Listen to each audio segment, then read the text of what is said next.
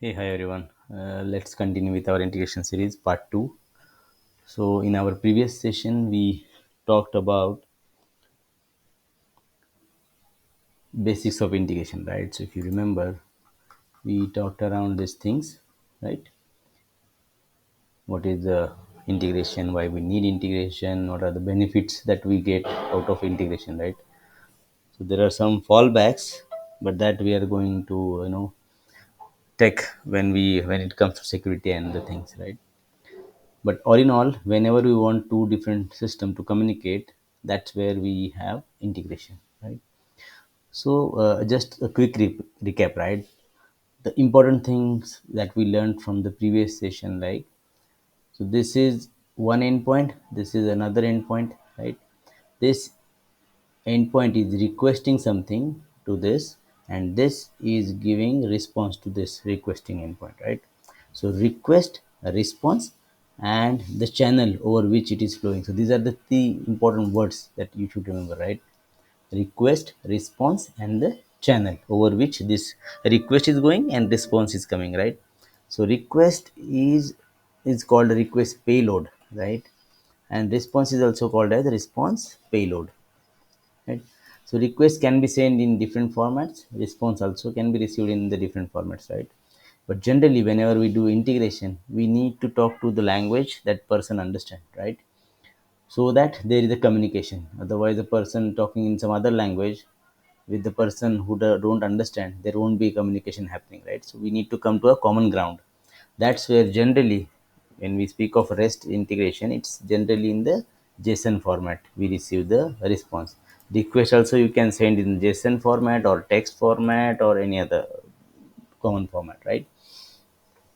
So now we are sending a request, we are getting a response, and we are using some channel. It may be HTTP or any other channel, right? Over which we will be doing that request. So these are the three fundamental pillars that we should understand with respect to integration. Now we have seen as well, right? This thing. So now I am selecting something, right? And then I'm entering some zip code. So now if you see, with check city I am requesting some other endpoint to give me the zip code for this country. So if you see in this example, so these two are nothing but the request payload, right? We are sending it as a request, and when we click on check city, whatever we are getting, this is nothing but the response payload. Request, response, right? Similarly here, say I want to see the weather of Mumbai. So now when I click on this, this is sent as a request payload, and whatever I receive, that is our response payload. Request payload, response payload. This is very important, right? And we will talk about the how we maintain the logs, because these are the two systems communicating, right? We have to make sure that communication is happening. If it is not happening, what are the errors that we faced? All this is very important whenever we are doing integration for auditing purpose, right? Specifically when you are working with the banking system, finance system, or some critical applications, right? There, no, exception handling becomes very important. Logging the things becomes very important, right? So that's where we will talk through those in our series in the further sessions, right? Now let me take you to one of the example. Let's try to identify where we need integration, right? So with one example that I want to discuss with you, right?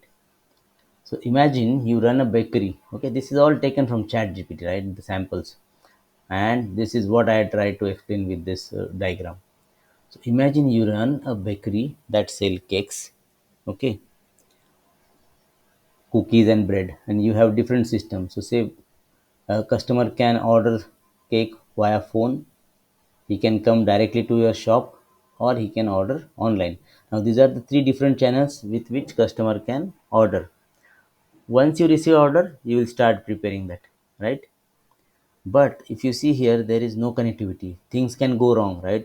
If a person calls on phone and he doesn't remember to put that entry in the sales register. If a online website a person ordered a cake and that entry is not somehow coming to the sales register. So that's where things can go wrong. And one more thing, right, whenever you're receiving so many requests, you should be able to give the response as well, right? You need to cater those requests by giving those many cakes. So for preparing cake, you will need some inventory, some data, some you know food items, right, with the help of which you can prepare cakes. So whatever things you need, we can consider it as a product or an inventory, right? So now for this to operate smoothly, what we'll need, so we have a customer who is directly coming, we have a website via which a customer can request, and we have a phone system via which customer can request.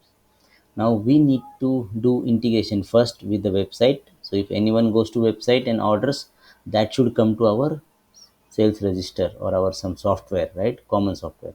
If someone comes in walk in, that also goes to this software. If someone calls in, we need to do that integration via call to make a entry in the this phone book, right? Now if this all these entries are there, not the phone book but the sales register, right? Now we know what orders we are getting, and we need to have an integration with our inventory, so that with respect to orders, do we have a required material available to cater those requests, right? So this is our server or the inventory which should be able to serve those requests. So we need integration first at this place, second is this, and third with this inventory, so that we should be able to streamline this. So you can imagine, right? The scattered things can be clubbed together to function as a one thing, and it will make the operations very smooth and easy, and very easy for maintaining all those stuff, very easy for catering the request, right? If there is no cake order that you can take, you can simply reject that request. So all those mechanisms, so request response, here also request response, all these things are done via integration. Okay, so this is just sample to make you understand the concepts. Everywhere you will see a request payload, response payload, right? So all these things, and if system goes wrong, if there is any issue, we need to handle those scenarios, correct? So that's where the exception handling, error handling, logging, all this come into pictures. So that's it for this one, but I hope you are getting day by day better understanding of the integration. Thank you. See you in the next session.